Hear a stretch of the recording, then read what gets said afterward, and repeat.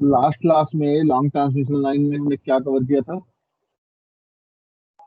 हमने कवर किया था कि लॉन्ग ट्रांसमिशन लाइन को कैसे हम रिप्रेजेंट करते हैं प्रोपगेशन कांस्टेंट और कैरेक्टरिस्टिक इम्पीडेंस के टर्म में, अगर हमें पर यूनिट लेंथ इम्पीडेंस और एडमिटेंस वैल्यू पता होती है। क्लियर? इस क्लास में हम निकालेंगे इक्विवेलेंट लम्प्ड सर्किट। क्लियर? ये इक्विवेलेंट लम्प्ड सर्किट हम निकालने जा रहे हैं ऑफ लॉन्ग ट्रांसमिशन लाइन। लेकिन लॉन्ग ट्रांसमिशन लाइन को हम कभी भी लम्प नेटवर्क में रिप्रेजेंट नहीं कर सकते हैं, ये चीज ध्यान रखिएगा प्रैक्टिकली।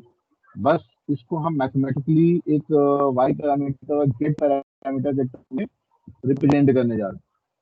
क्लियर? ठीक है। तो पहला मैं टी नेटवर्क के लिए लेके चल रहा हूँ, या पाई नेटवर्क, जो भी कह लो, टी नेटवर्क। टी नेटवर्क के केस में अगर मैंने मान लो ट्रांसमिशन लाइन को रिप्रेजेंट करना चाहा तो कैसे बनेगा? दो इक्वल गेट पार्ट हो जाते हैं and shunt parameter is the Y parameter. Clear? यानी ये तुम्हारा क्या हो जाएगा? यहाँ पे मैं जेड डैश ले रहा हूँ ताकि कोई कंफ्यूजन ना हो। Z dash by two, Z dash by two, and this is the Y dash. Clear?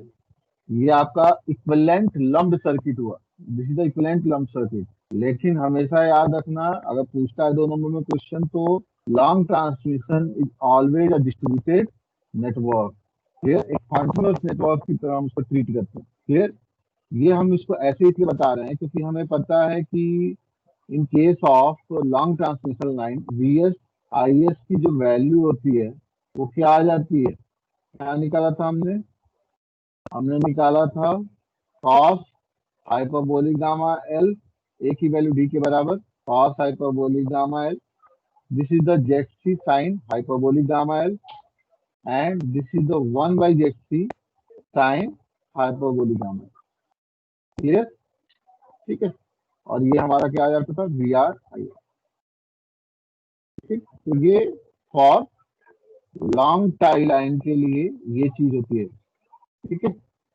अगर हम लम नेटवर्क के टर्म में बात करें, अगर मुझे इस लम नेटवर्क को एबीसीडी पैरामीटर के टर्म में रिप्रेजेंट करना हो तो हम कैसे रिप्रेजेंट करते हैं एक चीज नेटवर्क को? V S I S equal to V R and I R. तो हम टी नेटवर्क को कैसे रिप्रेजेंट करते हैं? टी नेटवर्क को हम रिप्रेजेंट करते हैं कि आपका जो वैल्यू है, ठीक है, ए और डी की वैल्यू क्या होती है? सेम होती है, जो कि 1 plus Y dash Z dash by 2 के बराबर हो जाता है। 1 plus Y dash Z dash by 2 के बराबर। क्लियर? ठीक है।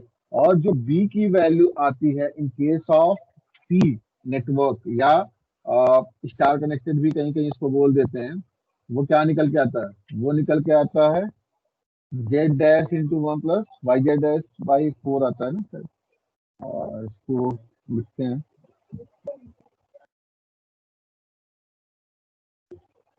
ये आता है तुम्हारा Z dash into 1 plus Y dash Z dash by 4 के बराबर। क्लियर?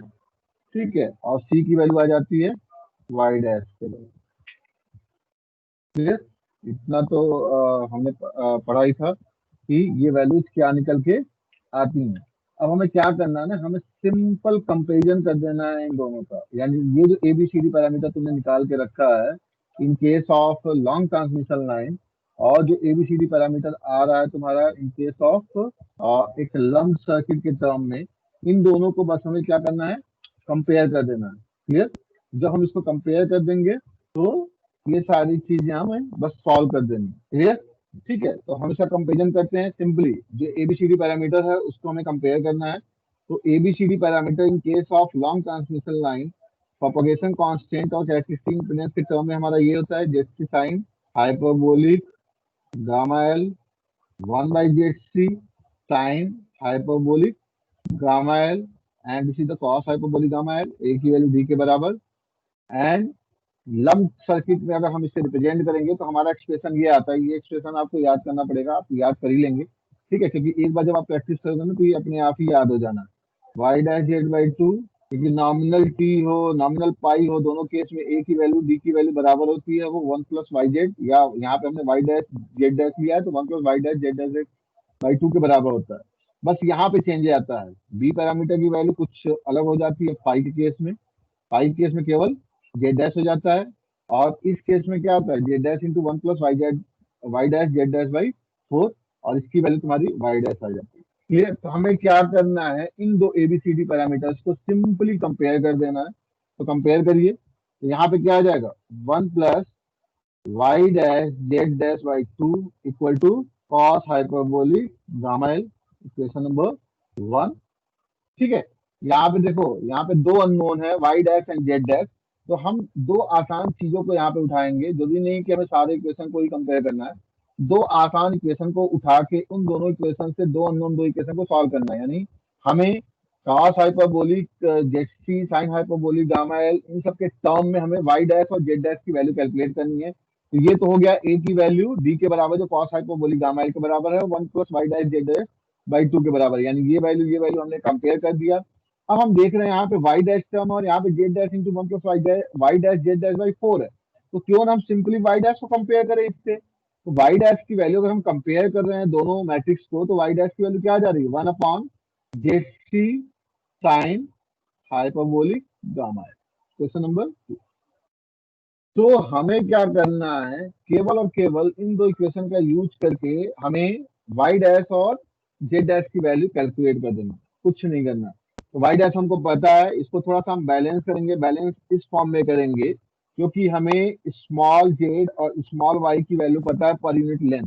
अगर हम इसमें लेंथ से मल्टीप्लाई कर देंगे दोनों पैरामीटर में, तो हमें ये क्या मिल जाएगा, total equivalent impedance and total equivalent admittance value of the transmission line. Clear? ठीक है, तो वही चीज लॉजिक दिमाग में रखते हुए हमें क्या करना है, इस वाई पैरामीटर, देखो इम्पिडेंस, मैं फिर बोल रहा हूँ, इम्पिडेंस अलग चीज है एंड पैरामीटर्स अलग चीज। पैरामीटर्स टू पोर्ट को एनालाइज करके हमने वो वैल्यू कैलकुलेट करके रखी है, तो वो हमारे लिए पैरामीटर्स। इम्पिडेंस वैल्यू मतलब उस लाइन का इम्पिडेंस वैल्यू है या उस लाइन का एडमिटेंस वैल्यू है। इम्पिडेंस का मतलब रेजिस्टेंस और इंडक्टर को जोड़ के जो बना हुआ। Clear?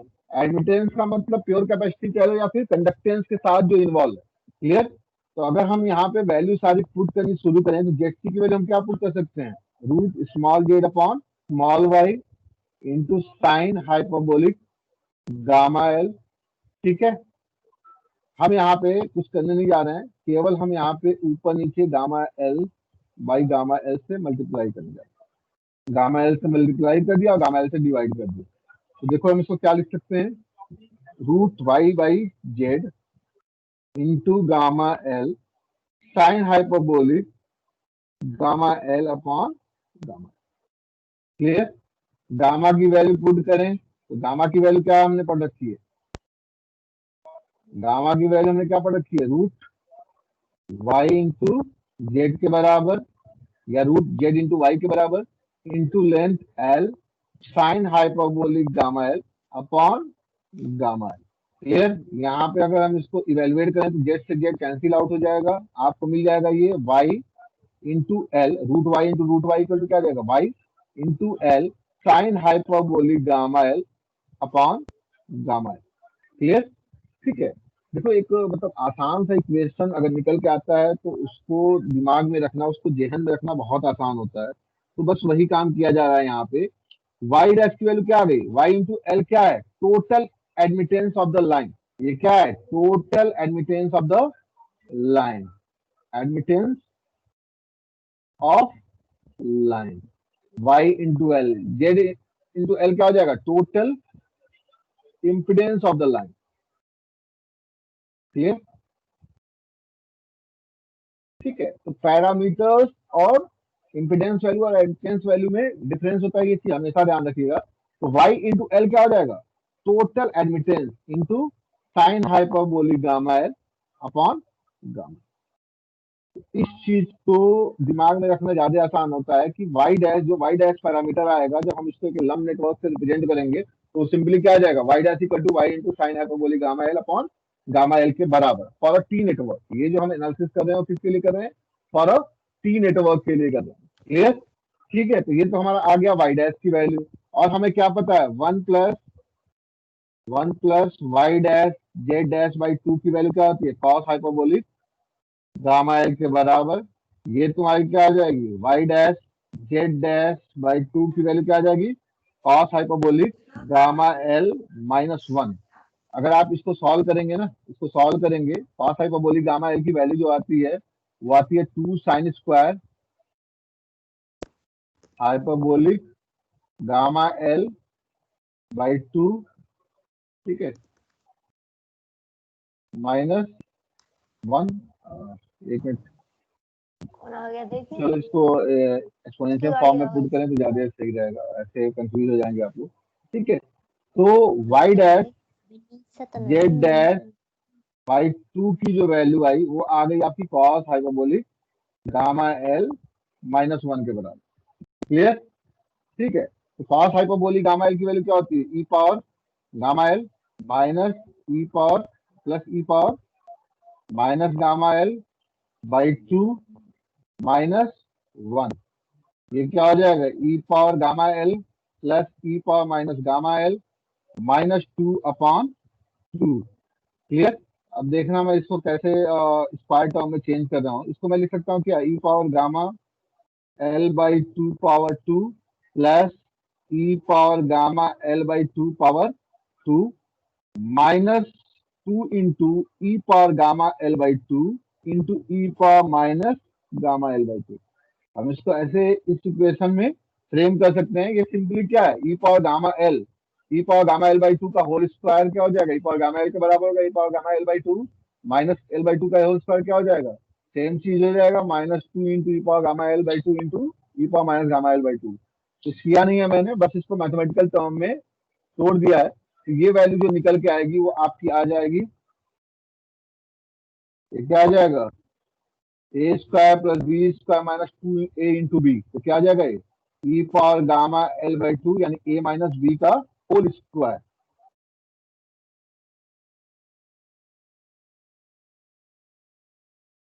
Clear?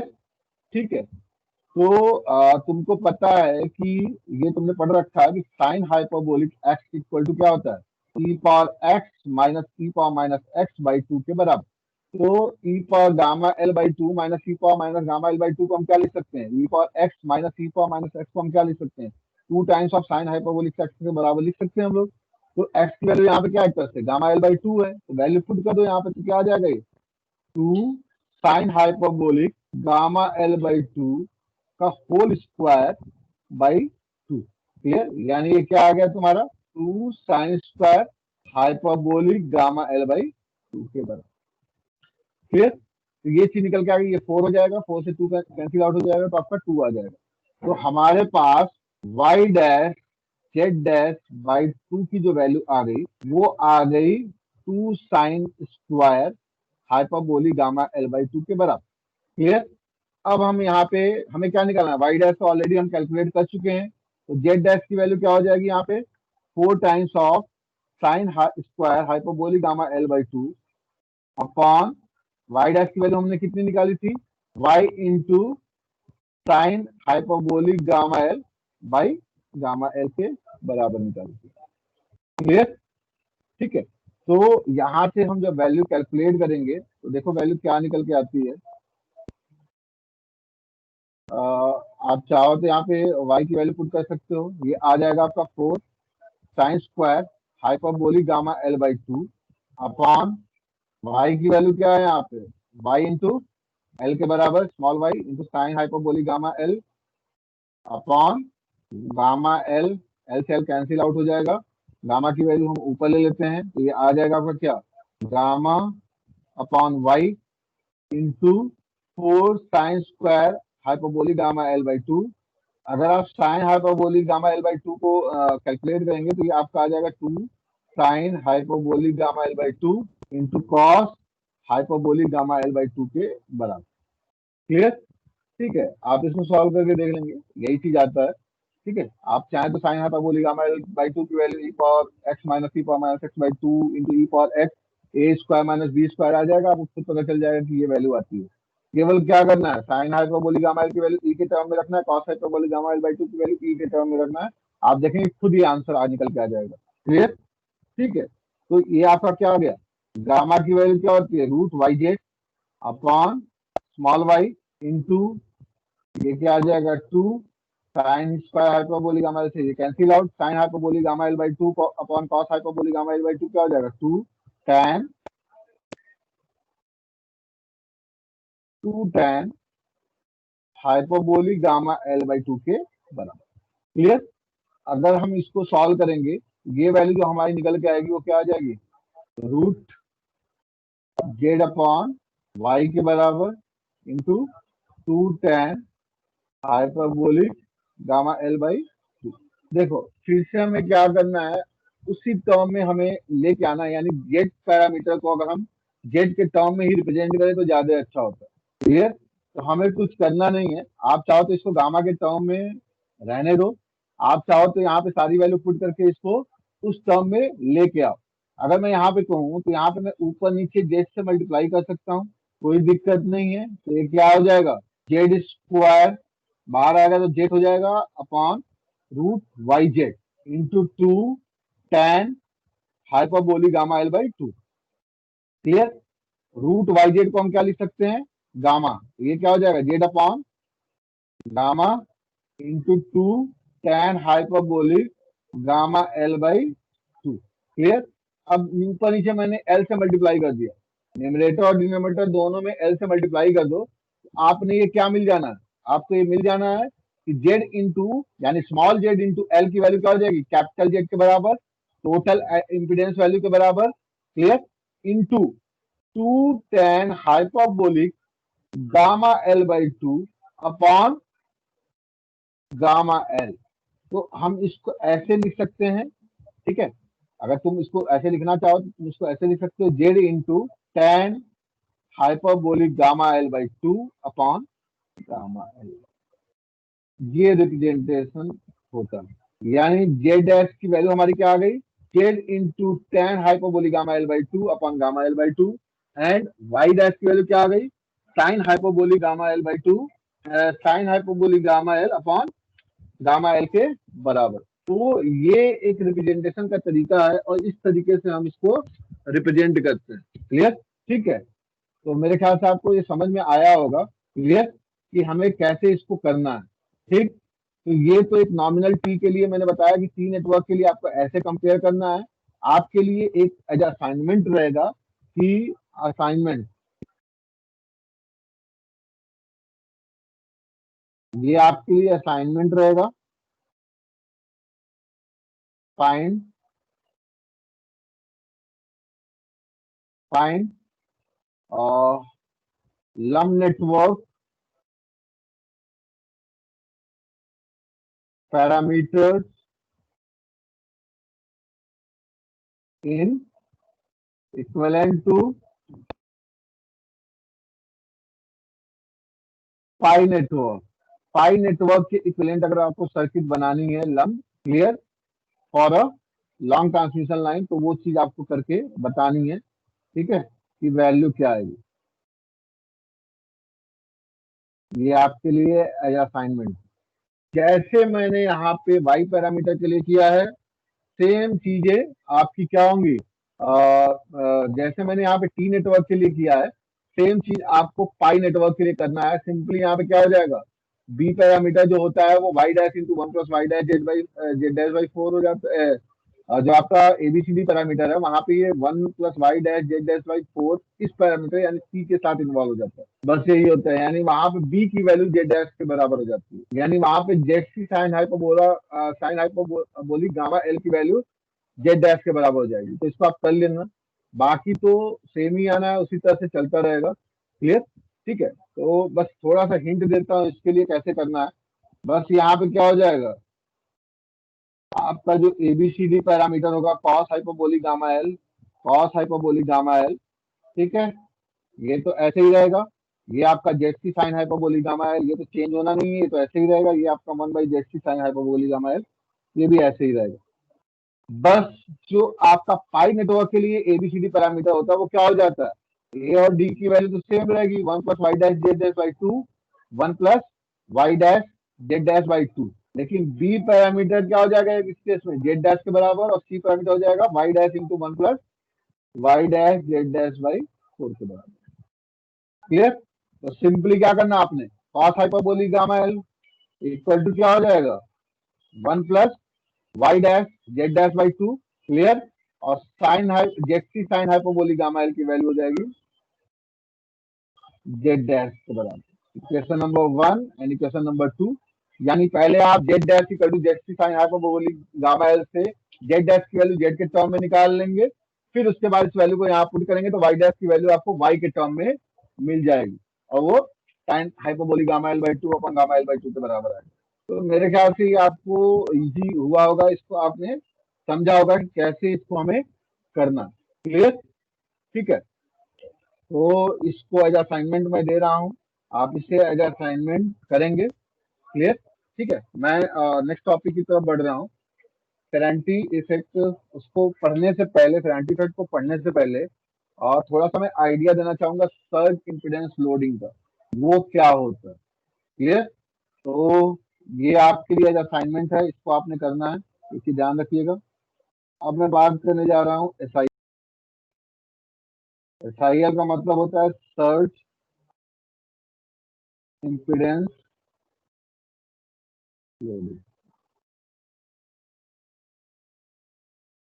Surge impedance loading जो होता है, पहली चीज क्या क्या होनी चाहिए सर्ज इम्पिडेंस लोडिंग के लिए, वो चीज डिस्कस करूंगा मैं। उसके बाद आपको पता होना चाहिए कि सर्ज इम्पिडेंस लोडिंग होता क्या है, ये क्लियर हो जाएगा आपको। ठीक है, सर्ज इम्पिडेंस लोडिंग के लिए पहली कंडीशन ये होनी चाहिए कि जो आपकी ट्रांसमिशन लाइन है वो मस्ट बी लॉसलेस।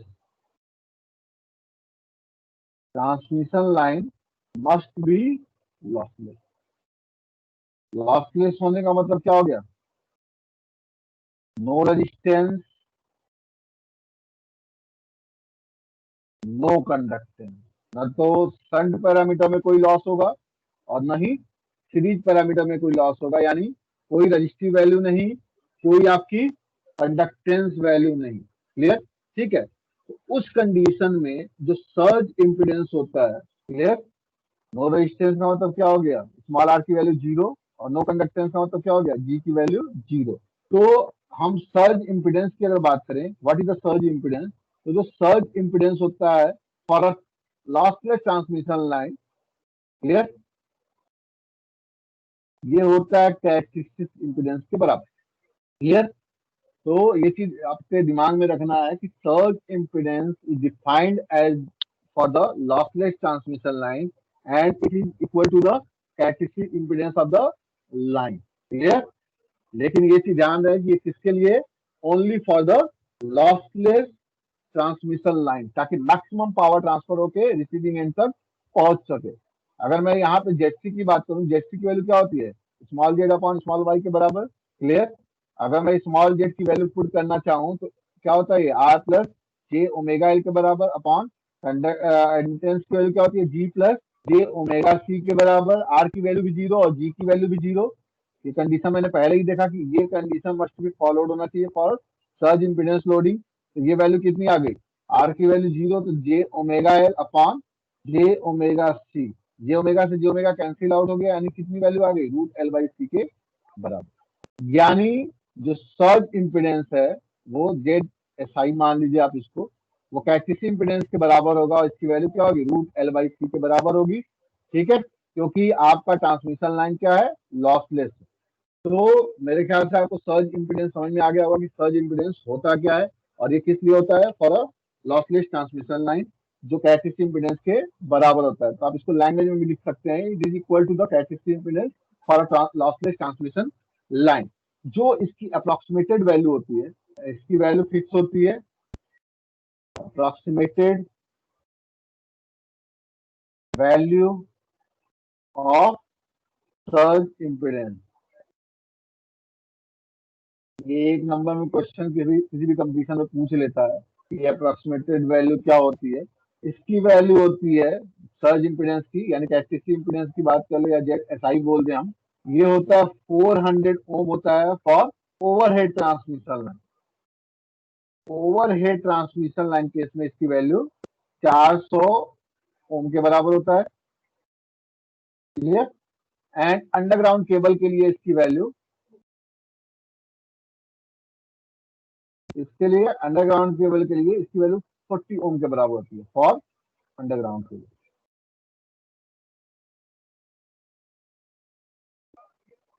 तो मेरे ख्याल से आपको सर्ज इम्पीडेंस लोडिंग क्लियर हुआ होगा कि कैसे ये चीज होता है। क्लियर? ठीक है। तो सर्ज इम्पीडेंस लोडिंग आपका फॉर लॉसलेस ट्रांसमिशन लाइन होता है। कई जगह इसको जेड नॉट से भी रिप्रेजेंट कर देते हैं, कई जगह इसको जेड सी से भी रिप्रेजेंट कर देते हैं। वो अलग अलग बुक पे अलग अलग रिप्रेजेंटेशन का तरीका है। ठीक है। अगर मान लो मुझे सर्ज इम्पीडेंस लोडिंग निकालनी है, क्लियर, अगर मुझे सर्ज इम्पीडेंस लोडिंग यानी पावर निकालना है तो PSIL की वैल्यू क्या हो जाएगी? सर्ज इम्पीडेंस लोडिंग ये आपकी हो जाएगी, सर्ज इम्पीडेंस लोडिंग अगर मैं निकालना चाहूँ, PSIL की वैल्यू हो जाएगी मॉड ऑफ वी स्क्वायर, यानी लाइन वोल्टेज की बात कर रहा हूँ ये मैं, अपॉन जेड नॉट या जेड सी के बराबर फॉर लॉसलेस लाइन। क्लियर? ठीक है। अगर मैं पर फेज की बात करूं तो पर फेज के केस में क्या हो जाएगा? CVAPH square upon Z. Clear? ठीक है। तो ये चीजें होती हैं सर्ज इम्पीडेंस लोडिंग केस में। तो मेरे ख्याल से आपको सर्ज इम्पीडेंस लोडिंग क्लियर हुआ होगा कि क्या चीज होता है ये। ठीक। नेक्स्ट है आपका Ferranti effect.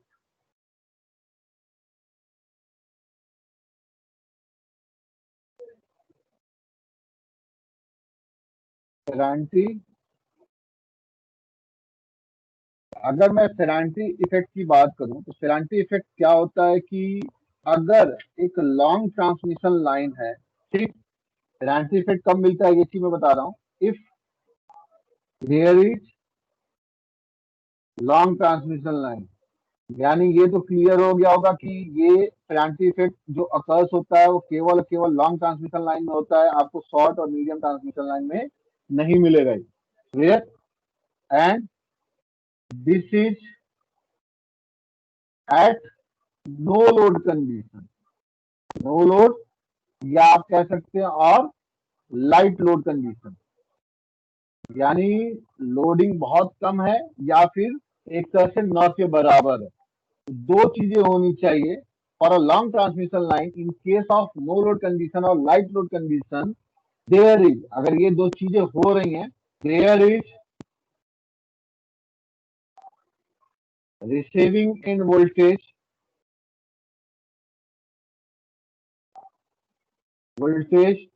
Is greater then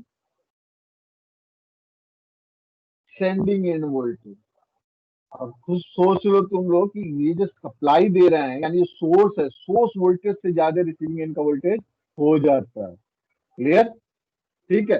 तो ये चीजें क्यों होती हैं? ये बस इसलिए होती हैं क्योंकि जब ये आपका नो लोड कंडीशन होता है ना, तो उस कंडीशन में जो चार्जिंग करंट होते हैं, यानी जो कैपेसिटेंस के वजह से जो करंट का इफेक्ट आता है, उसकी वैल्यू काफी हाई हो जाती है। ठीक है। There is receiving end voltage is greater than sending end voltage, किस वजह से?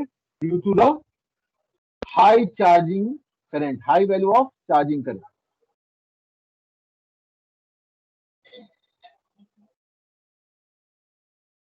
क्लियर?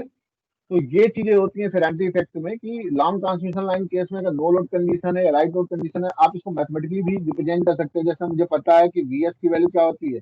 VS की वैल्यू हमने निकाला था cos hyperbolic gamma L VR plus जेसी sine hyperbolic gamma L IR।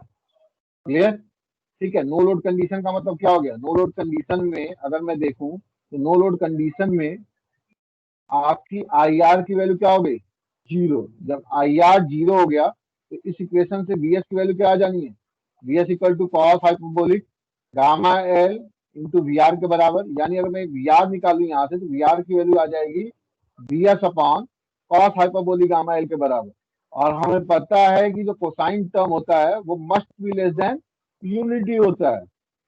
Clear? अगर हम कॉस हाइपरबोलिक गामा एल की बात करें तो उसकी वैल्यू क्या होगी, 1 से कम ही होगा। क्लियर, इसका जो मैग्नीट्यूड होता है वो 1 से ज्यादा नहीं हो सकता, क्योंकि e power X plus e power minus X by 2 ही होता है ये। क्लियर, और उसकी वैल्यू 1 से ज्यादा नहीं होती है।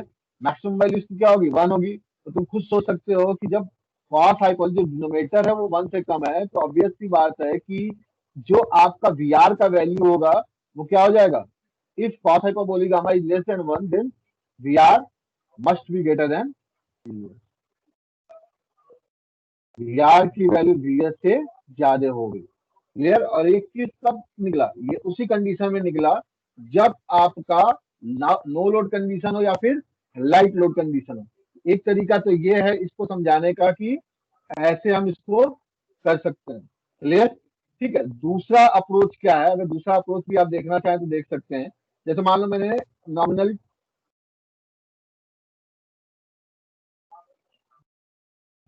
टी नेटवर्क लिया। क्लियर, ठीक है। ये मेरा मान लो कि R plus J omega L है, या फिर मैं यहाँ पे मान के चल रहा हूँ रेजिस्टेंस की वैल्यू काफी कम है, तो ये मैंने मान लिया कि ये जे ओमेगा एल हो गया, जे ओमेगा एल बाई 2। ये भी मेरा जे ओमेगा एल बाई 2 हो गया। रेजिस्टेंस की वैल्यू मैंने नेग्लेक्ट कर दिया बस समझाने के लिए। और ये तुम्हारा क्या हो गया, एडमिटेंस टर्म में ये Y equal to J omega C के बराबर हो गया। जब नो लोड कंडीशन होगा तो यहाँ पे करंट क्या हो जाएगा, आई आर की वैल्यू 0 हो जाएगी। यानी ये जो वोल्टेज वी आर होगा ये क्या हो जाएगा, इस एलिमेंट में कोई करंट फ्लो नहीं हो रहा है। जब कोई करंट फ्लो नहीं हो रहा है तो इसके अक्रॉस जितना वोल्टेज आएगा वही वोल्टेज वी आर के बराबर हो जाएगा। और सेंडिंग एंड का वोल्टेज क्या है, वी एस है, और ये करंट आई एस है। क्लियर, ठीक है। तो ये पूरा का पूरा करंट आई एस यहाँ ही फ्लो हो जाएगा, क्योंकि ये तो ओपन सर्किट हो गया, यहाँ पे तो कोई करंट फ्लो नहीं हो रहा है, तो पूरा करंट आई एस क्या हो जाएगा, यहाँ फ्लो हो जाएगा। क्लियर, ठीक है। तो अगर मैं यहाँ से फेजर ड्रॉ करने की कोशिश करूं कि फेजर मेरा क्या बनेगा, तो जैसे हम फेजर बनाते हुए चले आ रहे हैं वैसे फेजर ड्रॉ करो जरा। मैंने वी आर को मान लो रेफरेंस ले लिया, वी आर को मैंने रेफरेंस ले लिया। क्लियर, आई आर की वैल्यू तो 0 है, ये क्लियर है। और वी आर की वैल्यू जो है इस कैपेसिटेंस के अक्रॉस वोल्टेज के बराबर है, तो आई एस की वैल्यू क्या हो जाएगी, आई एस क्या होगा, इस वी आर से 90 डिग्री लीड कर जाएगा, ये तुम्हारा क्या हो जाएगा, आई एस हो जाएगा। ये क्या हो जाएगा, वी आर जब कैपेसिटर के पास का वोल्टेज ही वी आर के बराबर है, तो उसमें फ्लो होने वाला करंट क्या होगा, ऑब्वियस सी बात है 90 डिग्री लीड कर जाएगा। क्लियर, ये हो गया आपका। अगर मैं इसमें केवीएल लगाऊं तो केवीएल लगा तो क्या मिलेगा, V S minus I S into J omega L by 2 minus V R equal to 0। तो यहाँ पे वी एस का फेजर क्या आ गया, V R plus J I S omega L by 2 के बराबर। क्लियर, ठीक है। तो सही अप्लाई किया हमने। आई एस की वैल्यू आपकी क्या हो जानी है, आई एस हो जाएगा आपका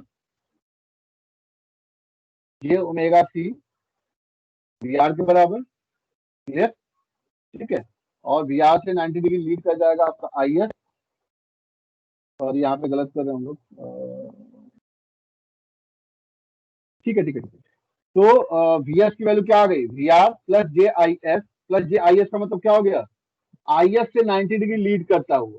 तो आई एस का फेजर ये है, प्लस जे का मतलब क्या हो गया, इससे 90 डिग्री लीड करने का मतलब क्या हो गया, 90 डिग्री लीड करने का मतलब ये हो गया कि इससे एंटी क्लॉकवाइज डायरेक्शन में आपको क्या मिलेगा, ये मिलेगा। ये क्या हो जाएगा आपका, J I S omega L by 2। ये J I S omega L by 2 का फेजर हो जाएगा। उसके बाद इन दोनों को ऐड करने के बाद यानी V R plus J I S, ये तुम्हारा आई एस का फेजर है। आई एस से 90 डिग्री लीड करता हुआ यानी एंटी क्लॉकवाइज डायरेक्शन में ये जो फेजर मिलेगा वो मिलेगा तुमको किसका, वी एस का। तो तुम खुद देख रहे हो यहाँ पे कि वी एस का मैग्नीट्यूड क्या हो गया, लेस देन वी आर हो गया। यानी यहाँ पे रिसीविंग एंड वोल्टेज क्या हो गई, ग्रेटर देन वी एस हो गई। और ये केवल और केवल इस चार्जिंग करंट के बिहेवियर की वजह से आ रहा है कि ये चार्जिंग करंट बहुत हाई वैल्यू का हो जाता है, उस वजह से ये चीज आ रही है। यहाँ पे मैंने लॉसलेस लेके इसलिए इसको इजी समझा दिया, क्योंकि एक लाइन में आ जाते हैं, एक लाइन में आपको इजीली हो जाता है समझना कि वी एस की वैल्यू ऑब्वियस सी बात है वी आर से कम है। क्लियर, तो मेरे ख्याल से आपको क्लियर हुआ होगा। ठीक है,